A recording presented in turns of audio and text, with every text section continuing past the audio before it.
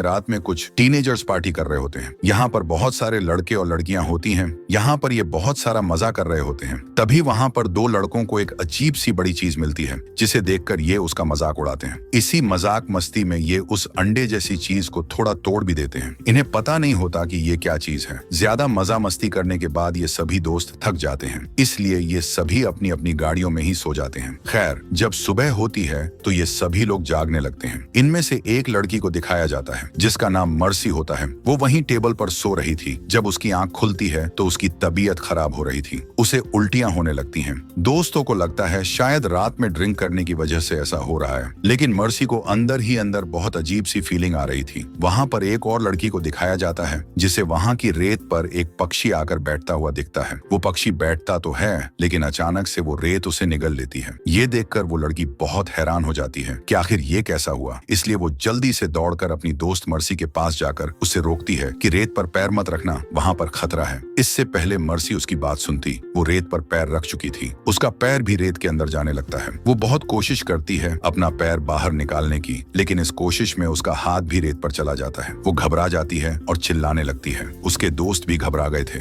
वो उसकी मदद के लिए नहीं आए, क्योंकि इस रेत में कुछ अजीब हो रहा था। किसी को भी समझ नहीं आ रहा था कि उन्हें क्या करना चाहिए। मर्सी की हालत देखकर गाड़ी में बैठा उसका दोस्त उसकी मदद करने के लिए आता है। सभी लोग उसे रोकते हैं, लेकिन वो किसी की बात नहीं सुनता। वो जैसे ही रेत पर अपना पैर रखता है, वो मुंह के बल गिर जाता है और उस रेत से चिपक जाता है। वो अपने आप को छुड़ाने की बहुत कोशिश करता है, लेकिन उसकी स्किन रेत के साथ चिपकने लगी थी। उसके पूरे शरीर को रेत ने जख्मी कर दिया था। उसके दोस्त गाड़ी स्टार्ट करने लगते हैं ताकि वो किसी तरह से अपने दोस्त को ऊपर खींच लें, लेकिन इनकी गाड़ी भी स्टार्ट नहीं होती। उस लड़के का एक दोस्त उसकी तरफ एक रस्सी फेंकता है, लेकिन वो इस हालत में नहीं था कि वो उस रस्सी को पकड़ पाए। अगले कुछ ही लम्हों में उसकी पूरी बॉडी रेत के अंदर समा जाती है। सभी लोग यह सब देखते ही रह जाते हैं और वो काफी डर जाते हैं। सभी लोग प्लान करते हैं कि जल्दी ही यहाँ से निकल जाएंगे। जो लड़का गाड़ी के ड्राइविंग सीट पर बैठा होता है, उसका नाम जूना होता है। वह गाड़ी को फिर से स्टार्ट करने की कोशिश करता है, लेकिन गाड़ी स्टार्ट नहीं हो रही थी। तभी हम एक मोटे से आदमी को देखते हैं, जो कि ड्रम में होता है। वो हिलने लगता है तो उसके दोस्त उससे कहते हैं कि तुम जरा सा भी मत हिलो, क्योंकि तुम अगर नीचे गिर गए तो ये रेत तुम्हें अपने अंदर ले लेगी। वो आदमी कहता है, क्या तुम मेरे साथ मजाक कर रहे हो? क्योंकि उसने अपनी आंखों से यह सब नहीं देखा था। वो उस वक्त सो रहा था। उसे इस ड्रम में दर्द होने लगा था, इसीलिए वो हिल रहा था। उससे एक लड़का कहता है कि अगले 2 घंटों में कोई हमारी मदद के लिए आ रहा है, हमने कॉल कर दी है। अगर तुम इसी में शांति से रहोगे तो वो लोग हमें बचा लेंगे। इसीलिए ये आदमी मान जाता है, लेकिन उसने झूठ कहा था, कोई हेल्प नहीं आने वाली थी। ये सब लोग यहाँ पर फंस चुके थे।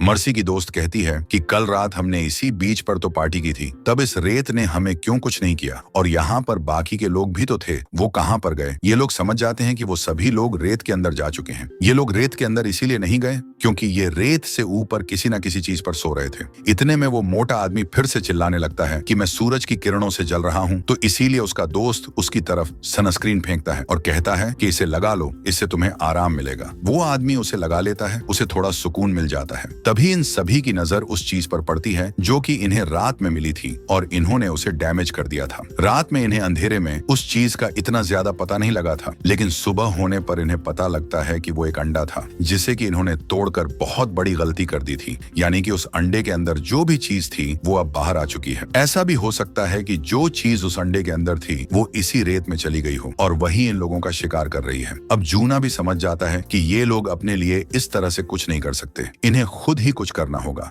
वो एक स्केटबोर्ड उठाता है और उस पर चलता हुआ टेबल के पास तक जाने की कोशिश करता है। जैसे ही वो टेबल तक पहुंचता है, उसका बोर्ड स्लिप होने लगता है, इसलिए वो स्लिप होकर रेत के बहुत नजदीक आ जाता है। जैसे कि रेत से कोई चीज निकलती है और उसके पैर से टच होने लगती है। जूना हिम्मत दिखाता है और फौरन से टेबल पर चढ़ जाता है, जहाँ पर एक बैग रखा था और उसमें कुछ स्नैक्स थे। उसे इस बैग से एक केला भी मिलता है, लेकिन जब वो उसे खाता है तो उसे भी वोमिटिंग हो जाती है। जब उसकी नजर अपने पेट पर जाती है तो वहाँ पर जख्म हो चुका था। ये इन्फेक्शन उसी रेत वाली चीज ने किया था। ये देखकर सभी लोग बहुत घबरा जाते हैं। जूना उनसे कहता है कि चिंता मत करो, ये कुछ नहीं है, तुम लोग अपने बचने के बारे में सोचो। लेकिन जूना के जख्म में दर्द होने लगता है, उसे बहुत तकलीफ होती है, उसके जख्म से खून आने लगता है। ये देखकर उसकी गर्लफ्रेंड रोने लगती है। जूना वहीं पर लेट जाता है। तभी गाड़ी में बैठी हुई एक लड़की सबसे कहती है कि हमारे फोन गाड़ी की डिग्गी में हैं, हमें उन्हें निकालना होगा ताकि हम मदद मंगा सकें। लेकिन कोई भी ये रिस्क लेना नहीं चाहता था, क्योंकि गाड़ी में बैठकर डिग्गी नहीं खुल सकती थी। एक लड़की कहती कि मैं यह काम करूंगी। वो हिम्मत करके वहां तक जाती है, लेकिन गाड़ी की डिग्गी खुल नहीं पाती। थी। यहाँ पर जो काली लड़की होती है वो उसे एक दुपट्टा पकड़ाती है और कहती है इसको जोर से पकड़ लो ताकि तुम रेत की तरफ नहीं गिरो। लेकिन अभी भी वो गाड़ी की डिग्गी खोल नहीं पा रही थी, इसीलिए जूना की गर्लफ्रेंड उसे एक रोड पकड़ाती और कहती है कि अब ट्राई करो, और वो फाइनली गाड़ी की डिग्गी खोल लेती है। लेकिन तभी उन्हें दूर से कोई आता हुआ दिखाई देता है। वो वहाँ का सुपरवाइजर होता है। ये सभी लोग उसकी तरफ देखने लगते हैं और ध्यान बंटने पर उस लड़की की उंगलियां डिग्गी में फंस जाती हैं, यानी डिग्गी बंद हो चुकी थी। वो दर्द से चिल्लाती है। ये सभी लोग उसे अपने पास बुलाने की कोशिश करते हैं, लेकिन वो सुपरवाइजर कहता है कि तुम्हारी जनरेशन ड्रग्स लेकर पता नहीं क्या क्या काम करती है। लेकिन ये सब लोग उसे बताते हैं कि हम मुश्किल में हैं। वो अपनी गाड़ी इनकी तरफ लेकर आता है और उतरने लगता है। ये सभी शोर मचाते हैं कि रेत पर पैर मत रखिएगा, लेकिन जैसे ही वो रेत पर पैर रखता है ये देखते हैं कि उसे कुछ भी नहीं होता। सबसे पहले वो जूना के पास जाता है और उसका पेट देखकर हैरान हो जाता है कि आखिर ये सब किसने किया। इसके बाद वो उस मोटे आदमी को ड्रम से निकालने की कोशिश करता है, लेकिन वो बहुत मोटा था, वो उससे नहीं हिल पाता। इसलिए वो कहता है कि चिंता मत करो, कुछ ही देर में मैं अपनी टीम को यहाँ बुला लेता हूँ जो कि तुम्हें यहाँ से रेस्क्यू कर लेगी। लेकिन मुझे यह समझ नहीं आ रहा कि आखिर तुम लोग यहाँ पर कर क्या रहे हो। तो जूना की दोस्त उसे कहती है कि हमारी दोस्त की उंगलियां गाड़ी की डिग्गी में फंस गई हैं। सुपरवाइजर उसके पास जाता है, लेकिन वो उसकी हेल्प नहीं करता। ये देखकर जूना की दोस्त उस पर चिल्लाने लगती है और अब सुपरवाइजर उसके पास जाकर कहता है तुम मुझसे इतनी बदतमीजी क्यों कर रही हो, तुम्हारे साथ परेशानी क्या है। जिस पर वो कहती है कि तुम्हें नहीं दिख रहा कि हम प्रॉब्लम में हैं,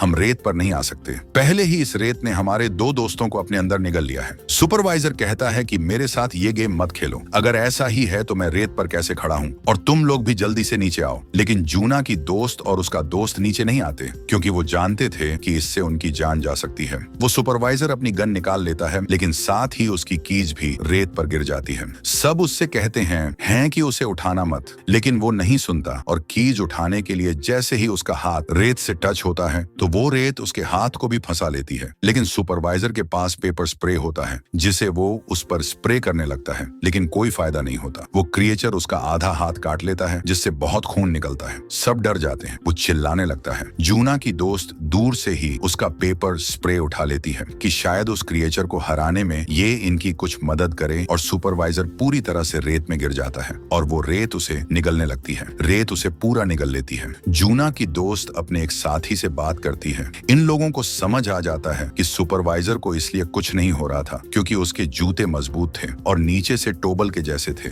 इसीलिए वो लड़का अपने बाकी साथियों से कहता है कि मेरी तरफ टोबल फेंको, हम उसे अपने पैरों पर बांधेंगे जिससे हम यहाँ से निकल सकेंगे। जब उसके दोस्त वो टोबल उसकी तरफ फेंकते हैं तो उसे पकड़ने के चक्कर में वो केविन से नीचे गिर जाता है। उसके नीचे गिरते ही रेत से बहुत सारे धागे जैसी चीजें बाहर आती हैं और उसकी बॉडी के साथ चिपक कर उसका खून पीने लगते हैं, और कुछ ही समय में वो रेत उसे निगल लेती है। ये देखकर ये लोग बहुत डर जाते हैं। अब वो ब्लैक लड़की अपने कानों पर हाथ रखकर रोने लगती है। जूना की दोस्त उसे कहती है कि सब ठीक हो जाएगा, और साथ ही एक ग्रिल उससे सीधी करके रखने को कहती है, और एक और ग्रिल वहां पर रखकर केविन से जंप लगाकर गाड़ी में चली जाती है। जैसे ही वो गाड़ी में आती है वो उस ब्लैक लड़की को थप्पड़ लगाती है क्योंकि ये सारा उसी का प्लान था कि यहाँ पर आ जाए। हालांकि इसमें इस लड़की की भी कोई गलती नहीं थी। ये दोनों मिलकर उस डिग्गी में फंसी लड़की की उंगलियों को निकालने की कोशिश करती हैं और वो उसे निकाल भी लेती है। जूना की दोस्त उसके हाथ पर टोबल बांधती है। वहीं दूसरी तरफ हम उस मोटे आदमी को देखते हैं जो कि उस ड्रम में फंसे होने की वजह से उसका पूरा शरीर दर्द करने लगा था। उसकी बॉडी से खून भी आने लगता है। जब वो खून रेत पर जाता है तो रेत से कुछ टेंटिकल निकलते हैं और उन्हें पता लग गया था कि यहाँ पर कोई इंसान है। वहीं दूसरी तरफ वो दोनों लड़कियां उन ग्रिल्स को जोड़ते हुए टेबल तक जाने का एक रास्ता बना देती हैं और वो ब्लैक लड़की जूना तक जाती है। साथ ही वो लड़की जिसकी उंगली गाड़ी की डिग्गी, वो जूना की दोस्त से कहती है कि अब तुम जाओ क्योंकि मेरे हाथ से खून निकल रहा है और अगर मेरा खून रेत पर गिरा तो वो क्रिएचर हम पर अटैक कर देगा। और अब जूना की दोस्त चलकर वहां पहुंच जाती है। आखिर में वो जख्मी उंगली वाली लड़की उस ग्रिल पर चलने लगती है, लेकिन आखिर में जाकर उसके हाथ से खून टपक जाता है और उसका बैलेंस खराब होते ही वो रेत पर गिर जाती है और रेत उसे भी अपने अंदर निगल लेती है। वहीं दूसरी तरफ हम उस मोटे आदमी को देखते हैं जिसके ड्रम पर खून बह रहा था, तो वो टेंटिकल उसकी तरफ अट्रैक्ट होने लगते हैं। हम उस ब्लैक लड़की को देखते हैं जो कि अपने पैर पर टोबल बांधकर उस रेत पर चलने लगती है। उसे कुछ भी नहीं होता। वो जल्दी से सुपरवाइजर की गाड़ी के ऊपर चढ़ जाती है। ये देखकर वो मोटा आदमी भी बहुत खुश होता है कि अब हम यहाँ से निकल जाएंगे, लेकिन वो नहीं जानता था कि वो टेंटिकल उसके ड्रम को नीचे से खाली कर चुके थे और अब वो टेंटिकल बड़े होकर उसकी बॉडी के चारों तरफ लिपट जाते हैं और उसे नीचे ले जाते हैं और वो भी मर जाता है। अब यहाँ पर वो क्रिएचर बहुत बड़ा हो चुका था क्योंकि इसने बहुत सारे लोगों को खा लिया था। अब इसके टेंटिकल मजबूत हो चुके थे। अब वो क्रिएचर सुपरवाइजर के गाड़ी के पास पास आकर उसे हिलाने लगता है, जिससे वो ब्लैक लड़की गाड़ी के ऊपर ही गिर जाती है। गाड़ी से उसका सर टकराकर वो बेहोश हो जाती है। और अब जूना की फ्रेंड अकेली बची थी, क्योंकि अब जो जिंदा बचे थे उनकी हालत खराब थी। अब वो काफी घबरा जाती है और अब रात भी हो जाती है। रात होते ही उस ब्लैक लड़की को भी होश आ जाता है, तो वो एक एयर वाटर टब से उस लडिज तक जाती है, जिस पर वह जूना को लेटाकर गाड़ी तक पहुंचती है और पीछे पीछे जूना की दोस्त भी आ रही होती है। तो वो क्रिएचर अपने टेंटिकल से गाड़ी का दरवाजा बंद कर देता है। यहाँ पर उस क्रिएचर के टेंटिकल चमक रहे थे, उनसे नीले रंग की लाइट निकल रही थी, लेकिन जूना की दोस्त गाड़ी के ऊपर आ जाती है। वो यहाँ पर देखती है कि गाड़ी में 2 गैसलीन का कैन भी है। वो उस कैन को पकड़ती, उससे पहले वो क्रिएचर उस कैन को पकड़ लेता है। वो उसे छोड़ ही नहीं रहा था, इसीलिए जूना की दोस्त दूसरा कैन उठाकर गैसलीन गाड़ी के चारों तरफ डालने लगती है, जिससे कुछ गैसलीन क्रिएचर के ऊपर भी गिर जाती है। फिर वो उसमें आग लगा देती है, जिससे उस क्रिएचर के टेंटिकल में आग लग जाती है और वो तड़पने लगता है। जूना की दोस्त जल्दी से गाड़ी के अंदर जाकर दरवाजा बंद कर लेती है, लेकिन वो क्रिएचर गाड़ी का दरवाजा भी खोलने लगता है, लेकिन जलने की वजह से अब उसकी ताकत कम होने लगती है और वो रेत में समा जाता है। अब रात काफी हो चुकी थी और ये तीनों बहुत डरे हुए थे, इसीलिए ये लोग गाड़ी में ही सो जाते हैं। जब सुबह होती है तो कोई इनकी गाड़ी के दरवाजे पर नॉक करता है। वो एक पुलिस ऑफिसर लग रहा था। अब जूना की दोस्त बाहर निकलकर अपना पैर रेत पर रखती है तो उसका पैर नहीं चिपकता और साथ ही ब्लैक लड़की भी बाहर आ जाती है और ये दोनों यहाँ से निकल जाती हैं। लेकिन जूना की उन जख्मों की वजह से जान जा चुकी थी। लास्ट में हमें एक बहुत हैरानी वाली बात पता चलती है। दरअसल वो क्रिएचर अभी मरा ही नहीं था, वो अब समंदर में चला गया था और वो शहर की तरफ जा रहा था। यहीं पर यह फिल्म खत्म हो जाती है।